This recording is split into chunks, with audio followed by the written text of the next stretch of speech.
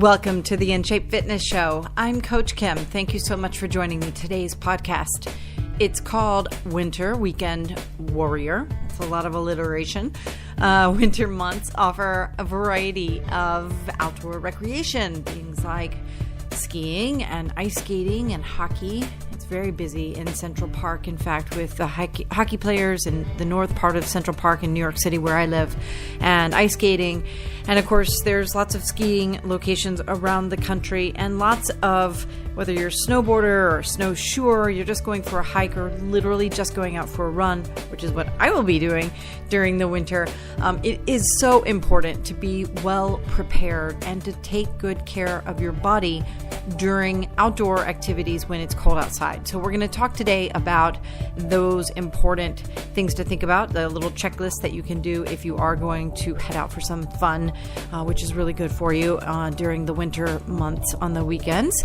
But I'm also going to take you through 5 exercises that will help your body be prepared for those winter workouts so that you feel good. So let's talk first about where you're sitting right now, which hopefully is in a comfortable position, but not too comfortable. I was talking today to one of my clients about how, as we've worked together over the last about a year and a half, she's realized that in her house, all of her seating positions, with the exception of her dining room table, are kind of ergonomically very bad for her body. They're just like sort of comfy, deep cushioned couches and chairs that look really great in this sort of shabby chic kind of, decorative lingo, but they're very, very difficult for her in terms of the mechanics of rising up out of a chair, of feeling, if you sit for a long period of time, some of that achiness. And that's something that we all deal with. I, as you probably know, spend a lot of time riding a bicycle through New York City. And so sometimes going from the bicycling sort of mechanics to running on my feet gives me just a little bit of, not pain, but just like it wakes my brain up to the variations on the way that the body moves. So one of the things that's really interesting about where you're going to be listening to a podcast and you're listening to a podcast about fitness is you want to be seated in a position where your back is straight. And if you are sitting down, we can walk through the postural systems check that we always do. And I actually prefer that you stand for it. But if you're seated, that's fine. Just try to remember a couple of key really significant anchor points for your body. The first is at your ears, at your head, the position of your head, and the placement or alignment between your ears and your shoulders. So just take a couple of seconds to think about where your head is. Are you craning your neck forward in order to look down? As you're listening to my voice, you're looking down at maybe a device, typing an email out, or typing out a text, or doing some research for something, or looking at a screen, or maybe you're in a car and you're driving, so your hands are on a steering wheel and you're sort of craned forward for that reason. So think about how you want to push your head back and line your ears up with your shoulders. That is the neutral position of the top part of your spine, and you want to make sure that whenever possible, you give yourself that moment to think about, hey, am I reaching forward with my neck too much? Because if so, I want to push my head back and make sure that my spine is lined up. Now, collapse the front of the neck a little bit, and when you are, I'm having some trouble with my mic right now. And when you sort of pull on the back of the neck, is you get that reciprocal relationship between the muscles on the front that might be contracting, they sort of end up flexed and slightly overactive on the front of your neck, and then in the back you are pulling on muscles, and so you'll feel the achiness from that excessive elongation or extension of the muscles along the back of your neck. Now, the second anchor point to think about is your chest. So it sort of aligns a little bit with the position of your head, because you're thinking about your ears and your shoulders. And part of lining those two body parts up is that you've got to push your shoulders back. But I want you to think even more about that now, because I want to take 5 really deep guttural breaths, not only to open up the chest and get the shoulders back so that they line up with the ears, but also because when you take those 5 deep guttural breaths, you are also activating deep portions of your respiratory system and the mechanics of the inner workings within, like the deepest part of your skeletal muscular system. The diaphragm, which is a muscle, sits at the bottom of your lungs, and it expands and contracts with your breaths. So when you take the really deep breaths in, you are forcing that muscle to work. Not work so much that, you're going to burn a bunch of extra calories. We're not talking about burning calories in this kind of just sort of consciousness in terms of your breathing. But it does activate the oxygen transfer, the blood transfers into your lungs in order to receive oxygen and help circulate the waste out of your body. So you want to activate as much of your lung capacity as possible. And by making those breaths really deep, you are helping your body do that. All right, now we are thinking about the lower part of our core, the hips and your butt. Again, if you're seated, you're probably not going to be able to do much about this, but you can stick your butt out a little bit more and then tuck your butt in a little bit more, because we're talking about a tilt of the pelvis. And when we talk about winter sports, in fact, everything that you want to do, that you are doing outside, is driven by the ability of your body to endure extended periods of time in movement that will likely involve more than one plane of motion and probably several body parts. So the strength of your pelvis and your lower back, the butt, and your abs is really important, not just from a how you look perspective and or what the scale says on your in terms of your weight, but also from a mechanical perspective. So when your hips tilt forward and you stick your butt out a little bit, which is an anatomical derivation of our sedentary lifestyles, you inadvertently put additional strain on your lower back, and you collapse more the muscles in the front of your body, those hip flexors, which connect inside of your body at the spine in the lower back. So you really want to make sure that you are sitting up properly and taking really good care to stay seated or standing with good posture. Again, keep breathing. And while you're breathing, make sure that you're inhaling through your nose and exhaling through your mouth. Now, I'm going to talk about that for just a couple more minutes. But first, I want to get to the last anchor point, which is kind of a combination of two of them. And again, if you're seated, you're not going to really do very much with this, but you want to make sure that your ankles and your knees line up vertically, and then also that your feet do not turn out to either side, right? So to the outside. You want to make sure that your ankles and the heels and your toes line up, that your feet point straight ahead. In other words, your feet are parallel with one another. They do not create a little V, which is when your toes turn out. And the reason that you don't want to do that is because that indirectly creates a lot of issues in the kinetic chain, right? Which is the sort of center of your body and the links, the biomechanical links that help the rest of your body move in different activities. And so when your feet turn out, your hips are rotating out, you're underutilizing some muscles, you're overutilizing other muscles, rendering them useless in some cases when they should be supporting the motion of either walking or just standing still, or maybe doing an exercise like a squat, which is what we're going to do in a few minutes. But your toes should and your heels should always line up if you are standing still or in many exercises, and that is a really significant factor in terms of your gait and in terms of your ability to endure exercise and activities when you're not listening to me rammer on chit chat about various components of exercise, whether it's in the winter or the warmer months of the year. So back to the breath for a second. Those are the anchor points. That's your postural systems check. But as we get started, now what I want you to do is a balance exercise. We start often with an exercise called the Lighthouse.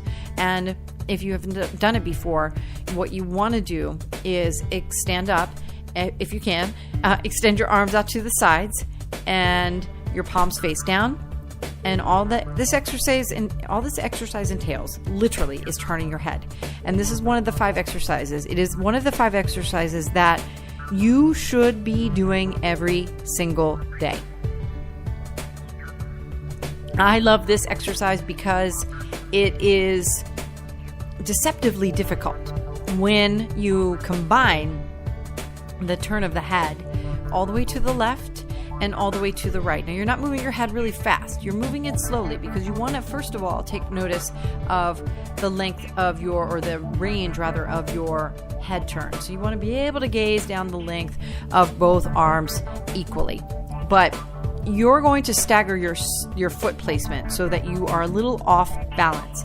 And what happens when you're slightly off balance and you're turning your head, which discombobulates the equilibrium of your inner ear, that means that you're activating a lot of the smaller muscles and soft tissues that support the strength of your standing body. Now, again, these are not huge metabolic burn movements. Getting up and in the morning when you're sort of wiping your eyes and putting on the coffee and thinking about all the stuff that you have to do during the day, if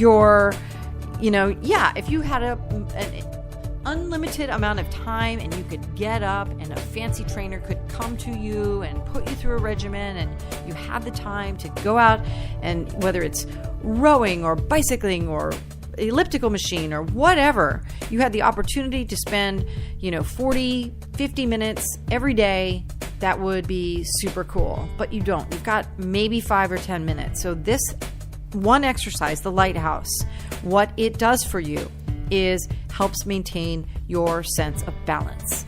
And that is so important as you get older. All right. Now, I could go into many reasons why, but let's move on because I want to make sure that I don't overextend my welcome. I'm trying to keep these podcasts to 20 minutes or so. I want to introduce you to or help you mechanically explore 4 other exercises. And one of them, so that's the Lighthouse. One of them is tried and true. It's a plank. But what I want you to do is think about a plank in terms of the mechanics, the body placement, and then just a little bit of movement within the plank. So you should be able to hold a plank.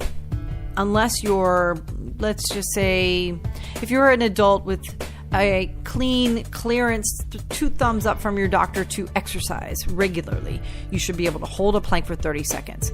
Technically, you should be aiming for 60 seconds. And we're going to, if you can get into it right now, 30 seconds going, go ahead and get started. But what we're going to do after that initial 30 seconds is start with a couple of variations that involve the movement of your legs so that you boost your heart rate as well as maintain the isometric contractions that really make a huge difference in terms of the stability of your spine and the support that you give to your pelvic region, which of course is the operating structure for all of your walking, all of your sitting and standing, all of your exercise or recreation as well. And then of course there's lots of other things that you might do that involve, your hips in terms of just, getting into the shower and going downstairs or upstairs and various other things. So now that we have done the 30 seconds and you can, rest in child's pose for a couple seconds if you want to take a couple of deep breaths. So this plank now, you're going to go back to your elbow position. If you're on your hands for a plank, that's fine. The reason I don't do planks on hands mostly is because a lot of people have really weak wrists. But if you are on your hands, that's fine. Now what we're going to do is the plank with a little bit of foot movement, because the thing about skiing and ice skating and every other outdoor sport, truthfully, it doesn't really matter if it's in the winter or in the spring or summer or fall or whatever. But all of that exercise, all of that recreation demands the stability through the middle part of your body. So let's do a plank with one leg. That you're going to take the left knee and you're going to bring the knee up and around to the side of the body where the left elbow is, and then extend it back to its starting position. Then take the right knee and move the right knee towards the right elbow, and then extend it back. For another 30 seconds, go ahead and just do the sort of a side crunch, if you will. Knee to elbow, knee to elbow, knee to elbow, knee to elbow, and keep your butt down because you want to keep those tummy muscles fighting for the stability that they're providing you. And it obviously is boosting your heart rate. You've got about 12 seconds left. Last 6 seconds. You're doing great. Knee to elbow, knee to elbow. Push it out. Last one, and rest in child's pose. So that's great. The other thing that you can do to boost your heart rate and get your, and at the same time, force the plank to stabilize the trunk muscles, the spine, your rib cage, your vital organs, and get you ready to go out and get on the slopes or whatever, is or mountain climbers rather, and push-ups too. I talked about not putting you on your hands for the plank position, but if you're able to do push-ups, that's a really great way to activate the core before you head outside. All right, now stand back up for me, because I want you next to do a series with me in squats. We're going to do a squat, then we're going to go back to the floor for a hip bridge, and then the final move is going to be on your feet, and then I'll say goodbye. So we're going to do some squats here. I love sumo squats, and the reason I like sumo squats because sumo squats add in a lateral movement, a movement in the plane of motion that we don't use very much, because everything we do is either forward or sedentary, right? Most people don't even move backwards all that much, but they move forward when they have to walk from the bedroom to the shower, and they move forward when they have to move from the car to the office, or vice versa. But the side movement is something that doesn't really get incorporated into regular life. So you squat and sit into an imaginary chair as you lift up by pressing your to the floor and squeezing your glutes. Once you're stable, you start lifting the left leg up to the side. It's not a kick, it's just a lift. And then as you lower the left foot back down to the floor, you're going back into the second squat. And when you come back up again, you lift up the right leg to the side and then lower it back down. Take about 30 seconds more and just go back and forth, breathing in as you lower your body down, trying to keep your belly button pulled in and keep back straight, lifting up one leg and then the other.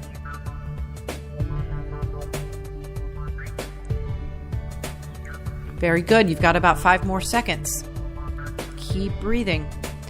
Now, as you finish up here, so take a couple of seconds finishing up, and maybe go stand next to your wall if you want to do a little bit of stretch of your quads. You want to get a little bit of a stretch in with your hamstrings, bending over. All good. I just want to tell you a couple things about in New York City this weekend. I think Mother Nature was having some confusion maybe towards the holidays. It was cold, and then it was warm, and then it was cold, and then it was warm, and it was quite warm for the first couple of days after the holidays. In fact, I couldn't believe it.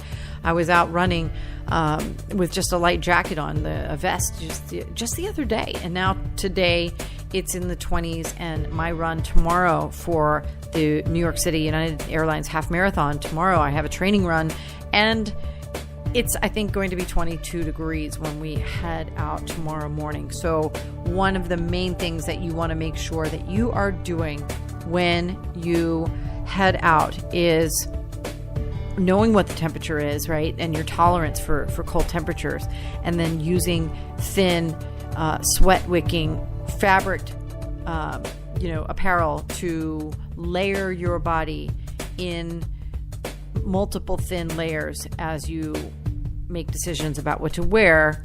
Let us know if you have some specific questions, but layer up and make sure that your body can breathe, and then make sure as well, though, that you are warm and that you're not wearing heavy cotton right next to your skin that would absorb any sweat, and thus and then just like head back right into your system. Once you start cooling down, you want to get out of the wet clothes and dry off as soon as possible in order to not tax your immunity system so much.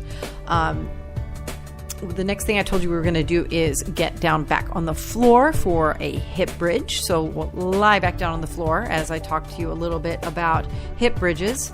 I want to remind you that as you're seated, your hip flexors and the muscle at the top of your IT band, the tensor fasciae latae, those muscles are really tightened by or activated, but in a flexed position. So they're shortened and weakened by the sedentary existence of the seated position. You want to get on the floor every single morning. A hip bridge, again, is something that you should do every single day. All of these exercises, a really short regimen of getting up and exercising for 10, 15 minutes in the morning will cast your day in a completely different light. I promise you this. So if you're in a hip bridge, you're lying on your back, your hands are down beside your body, and then your knees are bent, your feet are on the floor, and you're lifted into a hip bridge. And from this position, I'm just going to talk about it for a second, and then you can do whatever you want in this position. There are dips with your butt where you lower your butt and lift up. You can lift up one leg and continue with those dips with either leg working individually. Just make sure that you do the same number on the left leg as you do on the right. I talk about pivoting and the balance between the two sides of the body all the time. So make sure that you don't leave the left leg out if you're right-handed. You can do a reach where you extend your arms out to the sides and you bring the right hand up and across the body, lifting the shoulder with it and twisting a little bit through the torso. And that we call a bridge reach. You can do a crunch, a bridge crunch in this position. You can alter your foot stance. So hip bridges are really, really vital, but one thing they all do is fully elongate those hip flexors without loading your spine, right? So except for the bridge reach where you do twist a little bit. So there's a bit of spinal movement there, but you really want to stabilize your body.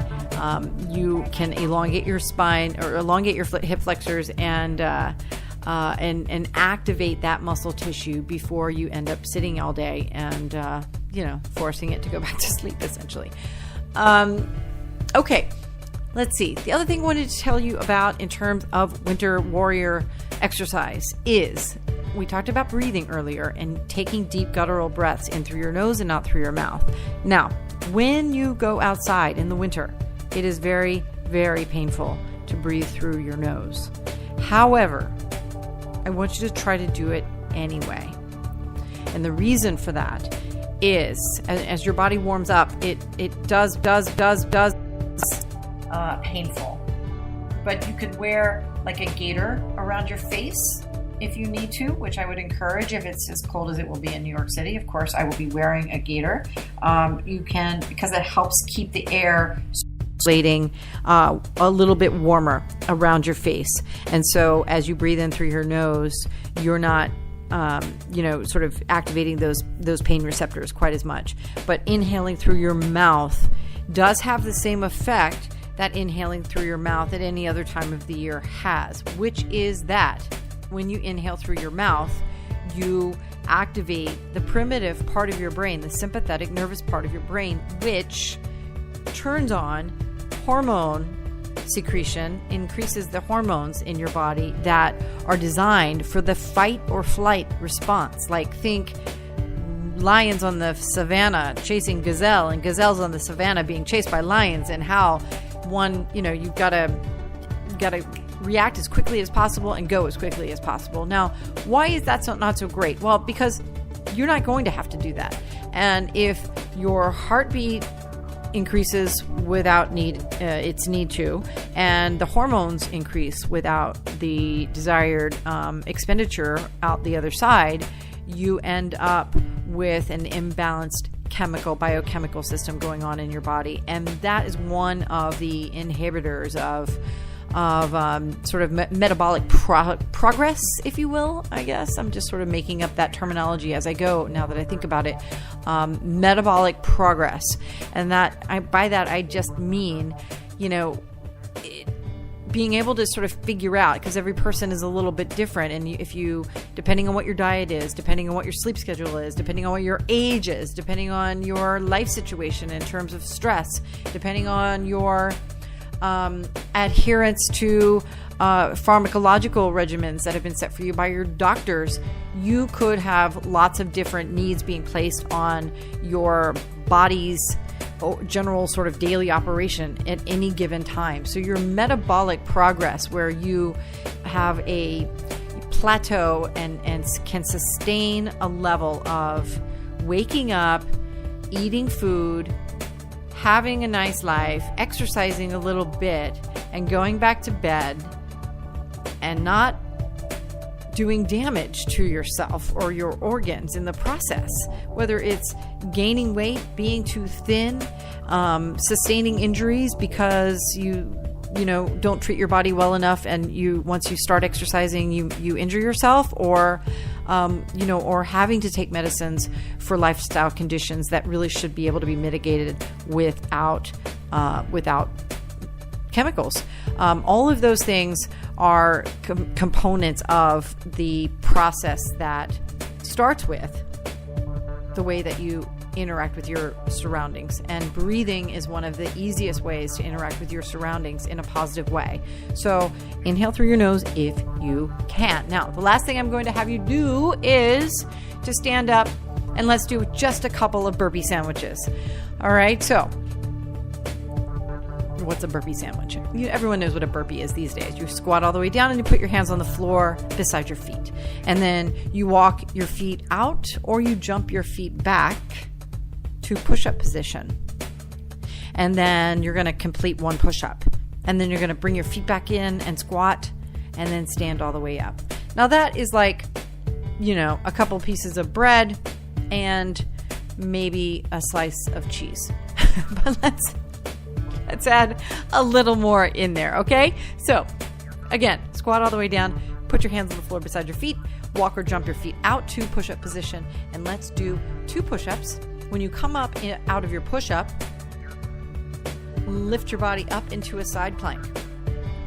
This is either called a T stabilization push-up or a push-up with a rotational reach, and then go back into a push-up, and then lift up into a side plank in the other direction. Make sure you do the same number on both sides always.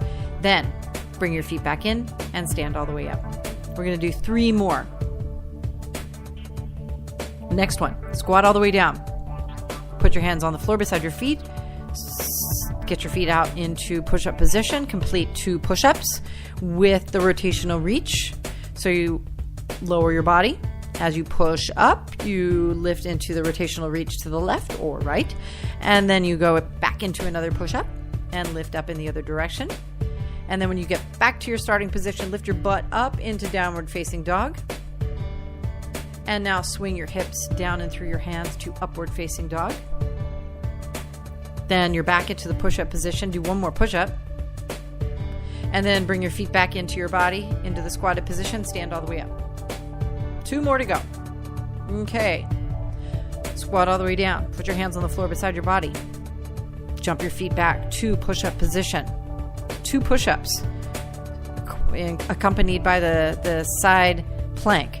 So 1 push-up down. As you come up, you turn to the left for your side plank, your rotational reach, and then back into push-up, and then back up and to the right for the rotational reach, and then you lift up into downward facing dog, and then shift into upward facing dog. Now flatten your back out and do one more push-up.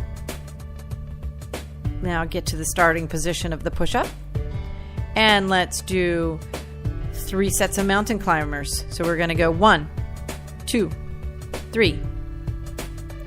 Now bring your feet back into the squat. Stand all the way up. Last burpee. We're going to do everything we just did. And then I want you to do one more push-up and one more downward dog and upward facing dog. All right, so 2 more push-ups. One with the left rotational reach, one with the right rotational reach. Then one more push-up. Then downward dog and upward facing dog. And now mountain climbers. 1, 2, 3. One more push-up. Bring your feet back into your squat and stand all the way up. So the winter weekend warrior mentality is upon me, and I love it. This is a fun time of the year to continue to fight for the kind of physicality that makes you like going out and doing anything in your life, right? So it's to feel good about being alive and being able to go out, whether you are literally just going for a walk in the park. And it's okay to go for a walk in the park in the cold. You should never think that it's too cold to go outside.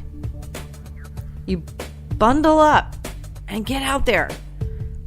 But you do want to make sure that your body is ready. Oh, and the other thing I wanted to make sure that I mentioned is you also want to make sure that you treat your body well if you are moving pretty hard. Like, so if you're a skier or an ice skater, or you're, snowshoeing or something that's fairly active in terms of your weekend warrior activities, also make sure that you are properly hydrating yourself, because it is cold, which means you will not be able to tell as easily if you fall prey to things like dehydration and exhaustion. You want to make sure that you treat your body really, really well.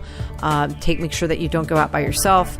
Make sure that you have ID and emergency money on you at all times, and have a good time. It's the beginning of January 2019. We have a lot of really wacky stuff going on in our country right now. I almost wanted to do a podcast today about just trying to get out and be fit, knowing all the craziness that's going on with our federal government. I've been sort of tied to the news a lot and trying to figure out how many of our clients are affected by things like the shutdown, and whether we're going to have a country to talk about actually in the next few years. I have no idea. It's really, really scary stuff. But we do still need to take care of our bodies. And so I will be back next week with another podcast.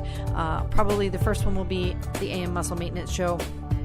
Later in the week, like this week, I'll do the InShape Fitness Show again. If you have any questions or thoughts, please get in touch with me at bodybyInShape.com. Have a great weekend. I will see you soon.